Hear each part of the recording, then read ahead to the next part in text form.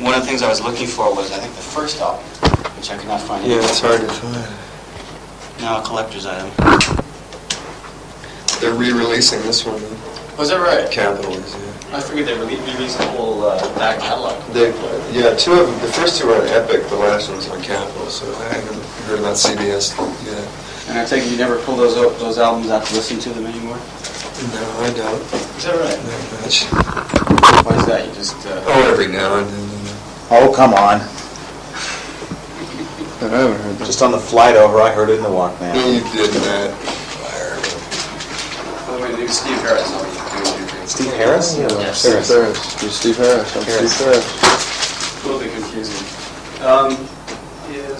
The fourth gentleman going to... Steve George. I don't know, they took him to do another interview. I don't know if he's done it yet. Okay. That's Steve George. This is Steve George. George. Sometimes Steve. he calls George. George. Anyway, George. Looks deceptively Japanese. I understand you're doing all the interviews today then. You're getting out of the way. I think there's still a few going to be left over to do. How has it been so far, the interviews you've had here?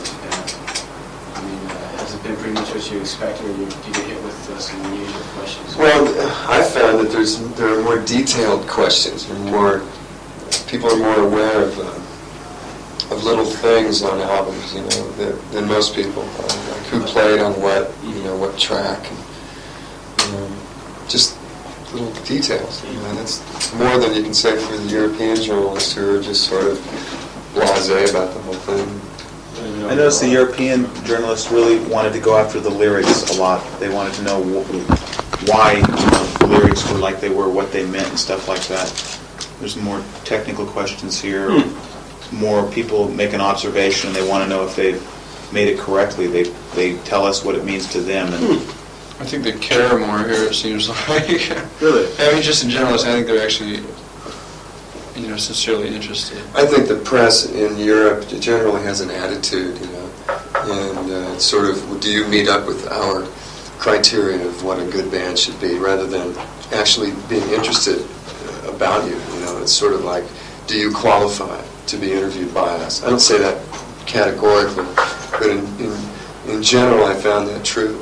Especially in England, of course, and we've been torn apart there just because of our typical American sound, that is a bunch of crap. That the Americans identify as sounding English. Which is so weird because, really, Americans thought we were English when we first came out, or Australians. So. It just goes to show. But I think either one is better than the interviews in the States, because they mostly want to know your favorite color and what you eat and all those sort of Not all of them. 16 magazines. They're more in-depth things. That, or they want the dirt, They Yeah. want behind the scenes. They want an angle that's gonna. They want the scale. They want to hurt somebody else, to get a story, to get a headline or something. Of course, one big difference about Japan is that pages actually mean something. Yeah, right. It actually meant I've something. noticed that there, actually. I've noticed that there's a lot of questions about pages. Yeah, I might be A dealing lot of with... people are familiar with pages. Yeah, I might be dealing with a little of that, so I apologize to you That's two okay. guys. I'm sure you've already you've had to sit through a lot of that anyway. You said it in a couple of interviews that I read, actually. Mr. Kage, the record company, sent me a few yesterday, and they said the first album was blatantly commercial. I think you said that. You said He said that. this is Steve George, Steve Harris. Nice to meet you. How are you? Well, I don't know. I think I we're more contrived in going after a certain thing and doing it the way I think we were trying to do Walter. We're trying to get a hit, Uh-huh. It's like, fishing. You're trying to catch a fish, and we were trying to. Yeah. How would the approach differ? How did it differ from the Pages approach? In other words, what sort of approach should you be taking? Well, I think there was a certain innocence about Pages that rubbed off on people. We didn't really ever think. I mean, we wanted to have hit songs, but I don't think we ever really thought about it much. We get in the studio and we just get carried away, and this sounds good or this sounds great, and then pretty soon people will be going, yeah, but it's not commercial. So we go, well, but we like it. And that's basically what happened. And then I think the first album with this band was really, there was a concerted effort to get a hit song. It's something we hadn't accomplished. So we wrote what we thought was a hit song. And it wasn't because of the fact that We were trying to. You know, songs that become hits more often than not are ones that are real emotional experiences rather than premeditated attempts. And so that's what we found in Welcome to the Real World. I think Broken Wings and Kyrie were both songs that were written from an emotional experience standpoint, and that's why they worked. Well, there was quite a bit of that in Pages as well, though. Well, you just didn't quite have the gloss that... Well, maybe they didn't have the record company support. You know, they just didn't know what to do with us. We weren't like anything else on the roster. We just didn't sound like the corporate rock that was happening at the time, or Casey and the Sunshine Band. Yeah. We just weren't like that, and so we never got the shot. We never even got an attempt at a shot. It was just like, hey, that's great, you know. Another thing is, of course, the dubious timing.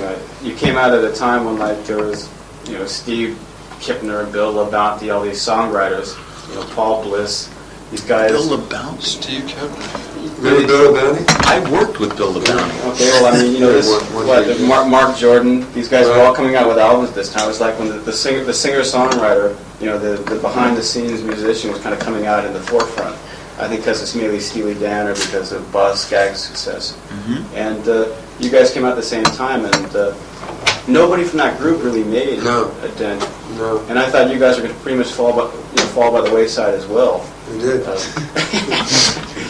the thing is, you came back in, whereas those other guys are still behind the scenes writing songs. Yeah, but they're making a lot of money writing songs. Yeah, well, some of them. Yeah.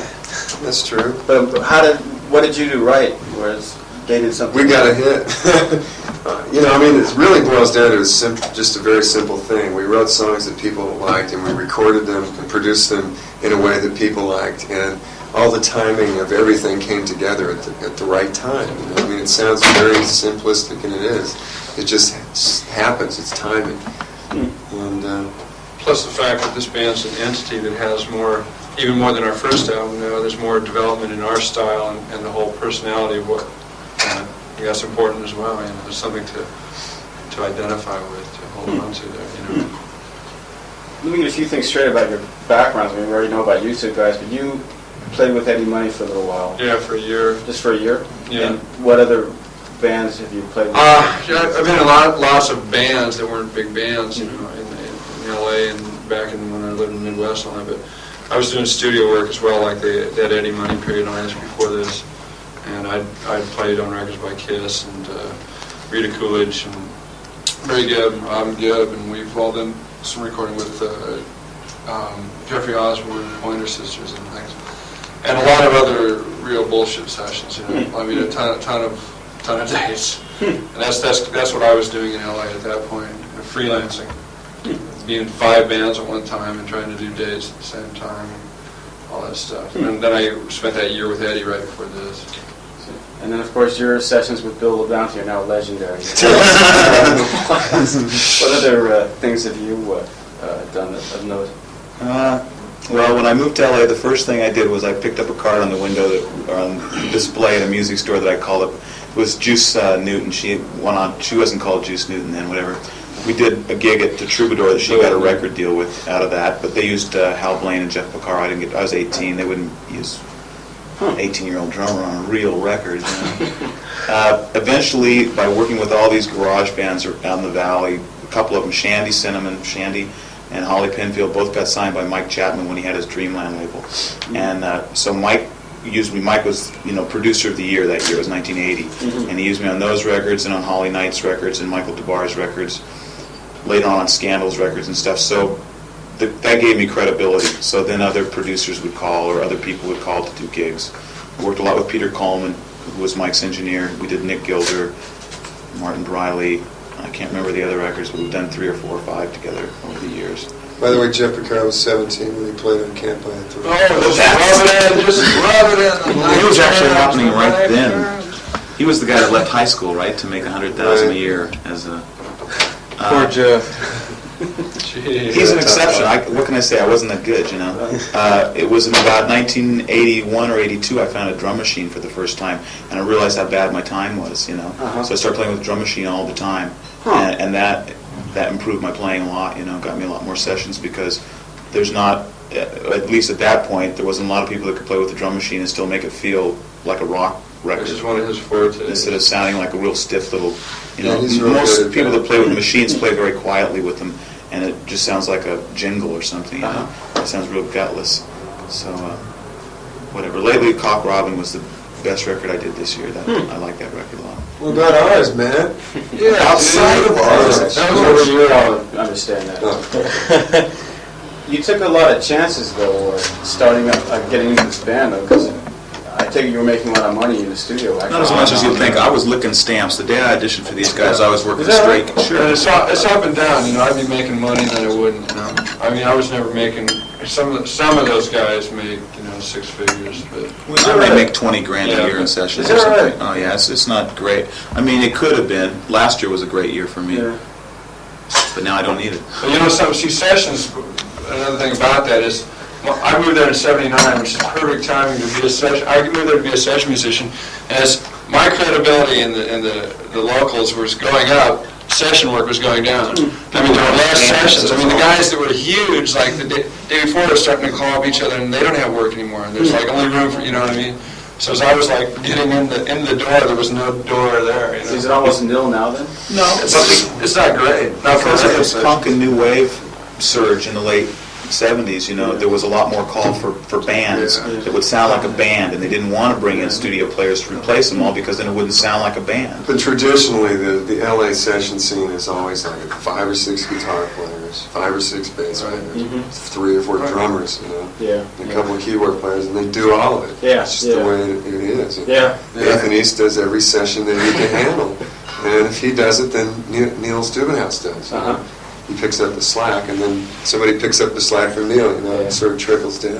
So I was seeing your name quite a bit for a while. Were you more selective back in your studio days? More selected or More selective. Selective? No, I was a complete whore.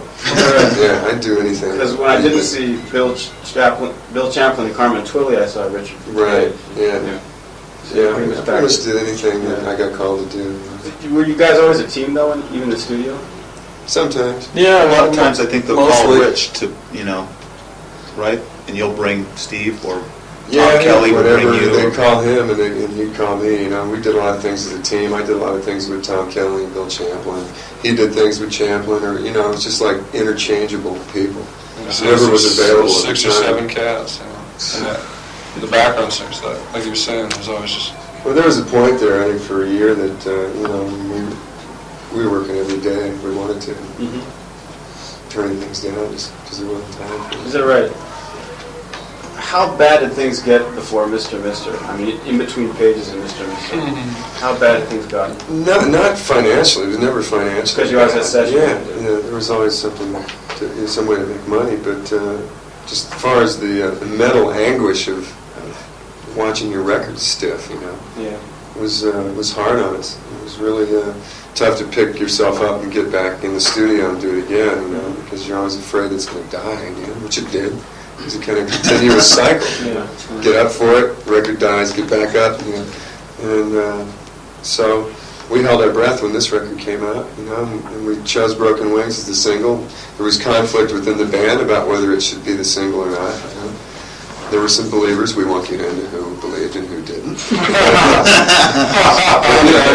Yeah, there was a lot of controversy about it, and I personally thought it was a great song, and in the back of my mind said, there's no way in hell this is going to be a single. This is going to be a successful single, but let's do it anyway. I've been wondering what was going on because, like, on the last 3 Giro records, I guess it is, like, I looked through them and the best songs on each album were written by you guys. Well, And I think- thanks. I mean, you should do that for yourself, I mean, they're all good albums, but especially the songs you guys did for him, I thought were excellent. I was wondering what was happening, because the first Mr. Mister album just didn't seem to compare that kind of stuff. And then I hadn't even heard the second one. And before A lot of people said we gave away our best songs, which is kind of strange. I never believed that. There were certain songs that just didn't fit into the format of what we were doing. And coming from the background that we have, we're able to write different styles. And so certain songs just aren't what this band is. So we'd give them away, and they'd go, well, why'd you give that song away? And I'd say, yeah, you should have done it yourself. And no, we didn't really want to do it. What songs have you been happiest with so far, of your own, done by other people? This is for you, too. I think mostly all the Giro stuff, that was done really well. I was a little bit disappointed in some of the Pointer Sisters stuff. I don't know if I should. Well, But go ahead. I think Put your ass up the line, pal. They can read Japanese anyway, don't worry. Let's take it out there a little bit. I just think I don't know, some of the vocal performances could have been a little bit better. Is that right? Yeah. But But then again, that's coming. I mean, they started out with Rich singing the demos, and I mean, Rich has got a great voice, so anything after that is kind of downhill. I mean, as far as the performances, But it's a case of him singing it in 15 minutes and then them trying to better the performance for weeks. I'm digging my own grave here. I get the general message. But I mean, they're great. Don't get me wrong. It's just Yeah, disclaimer. no. I mean, It's cool. Yeah.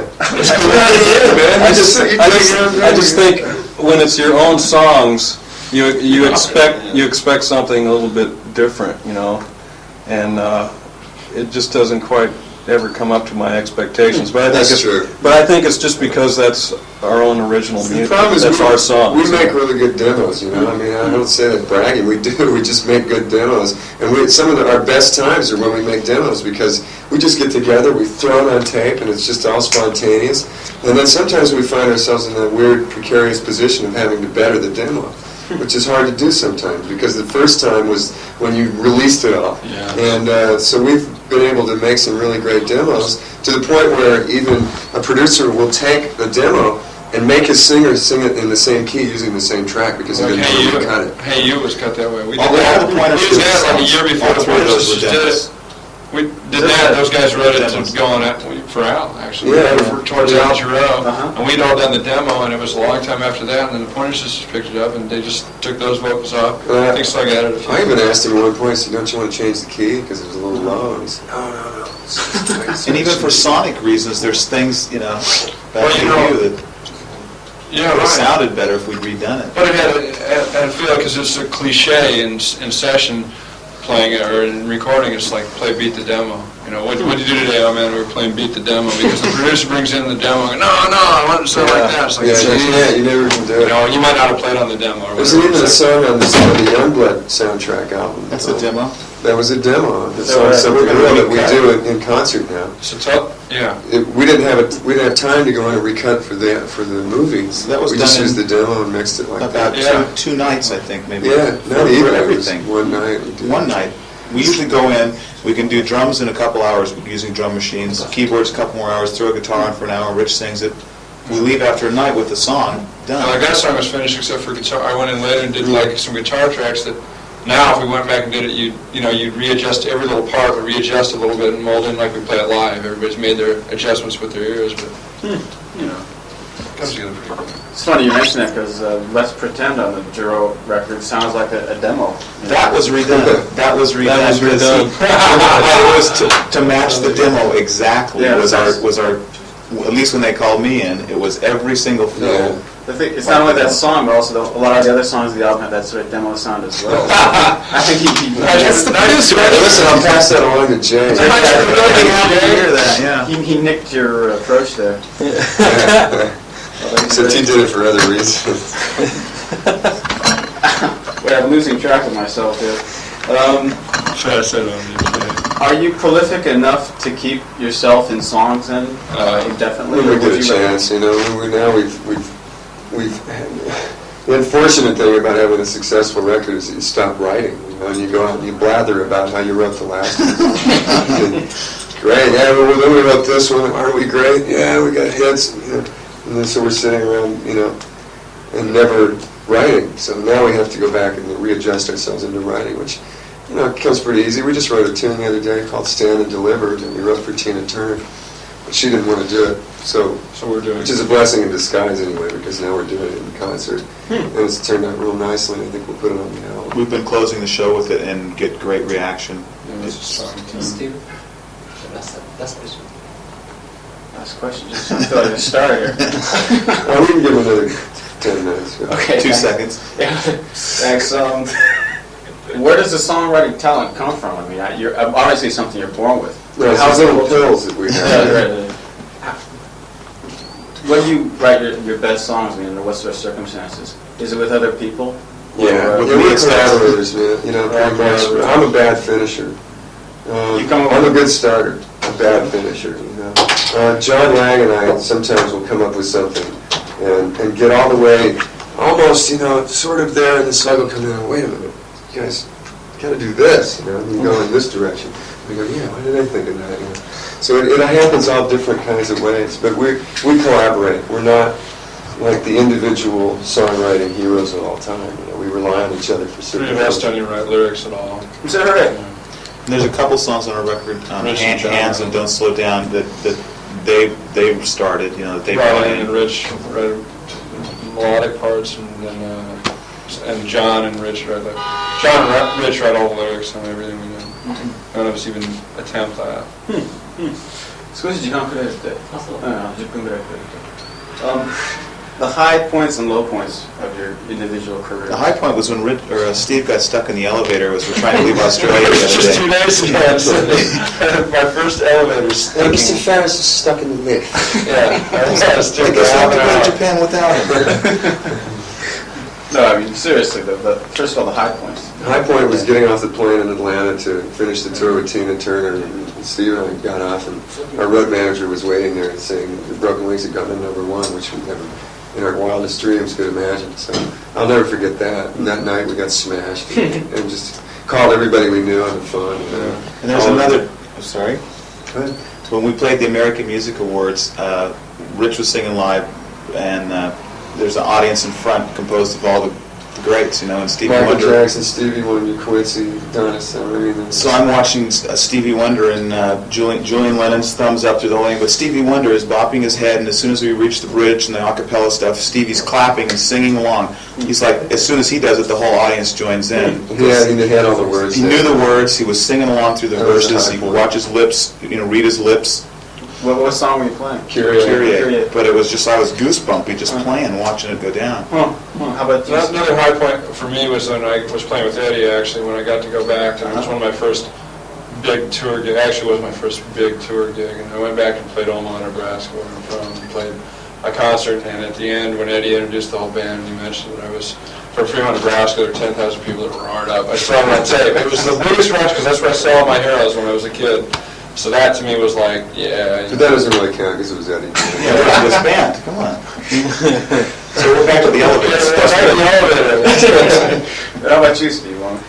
Well, ditto on, you know, when Broken Wings went #1, but I think when the album went #1, that was pretty exhilarating. Yeah, I went into shock for a couple of days. So It was the album and the single at the same time. We were coming back from Europe. We hadn't even been in the It U.S. seemed like all the despair that we'd experienced with Pages and all the flopped albums sort of got paid back karmically by one thing after another that was, you know, #1 this, #1 that, #1, just one after another, you know, in rapid succession. Let's talk about the low points now. Let's go. Right, I was Yeah. just out of curiosity. I don't want The low point was when I went and jammed at Josefina's, which was... With this band? No. Come on. Are you talking about this band? Oh, yeah. Anything in your career. Yeah, anything. Oh. Your career, yeah. But when I moved to California, the first week I was there, I didn't know anybody. I was scared, didn't know anybody. I went to a jam session to sit in, like, and I walked up on stage, and these guys, after there were millions of players there, and the guy said, well, yeah, we're going to play such and such song. I said, oh, I know that. And I got up, as soon as I played with the keyboard, I was like a quarter tone out of tune. I said, just a minute, let me tune. They said, no, let's play Milestones, 3, 4. And I was a quarter tone out of tune and didn't know the song. And I stood up in LA and played my first solo, and I just played all kinds of notes and just acted like I was really heavy into chromatics. And I went home and like I couldn't even like look in the mirror for about 4 weeks. I got about 1 million low points. Yeah, that's but one that stands out is when I first started writing songs. I had never had a cover or anything, and like I had this song written with this guy, I can't even remember his name, but in LA somewhere, and it was going to be covered by Billy Thundercloud and the Chieftains. Seriously, it was the name of the band. It was like an Indian band, American Indian band. Billy Thundercloud and the Chieftains. And I'm like, great, man, this is it. I don't know who they were, but you know, they're going to cover my song, and then they didn't. There's a double whammy, really. Oh God, this list will start going. I know this one. We did this TV show called Rock Palace, Oh, and it was shit. our first TV show as a band. We're playing live on the TV show, and they give away free tickets to the radio station. Well, they've been announcing the Rat is the band that's going to be there. They never announced Mr. So the place is full of people that are fanatic Rat fans. And the lights come up, and we walk on stage, and they realize that they've got there, and it isn't Rat, it's us. And nobody's heard of us, and nobody gives a They're like shit. this. And they're flipping us off. And Rich fucking dives off the stage to go after these guys that are ahead of us. Is that right? It was yeah, I a got wonderful this. feeling. I told him, you know, Rat's in town, and I ran into Rob and the guitar player outside the club, and I told him the story. He said, hey, he said, they're even rough with us. Yeah, they left him stranded in Minnesota one time. The crew, yeah. That's it. See you guys. Try and find your way home. Bye. Jesus Christ. Okay, now we've thrown our whole schedule into chaos. Yeah. Well, thanks for the time anyway. Yeah, nice talking. Yeah, good luck. Rat left their clue. Rat for a crew. Take care. Two-person. You have. Excellent. Have we met before? No, never. No. I don't think so. Where do you come from originally? Well, I lived in Phoenix for a while, but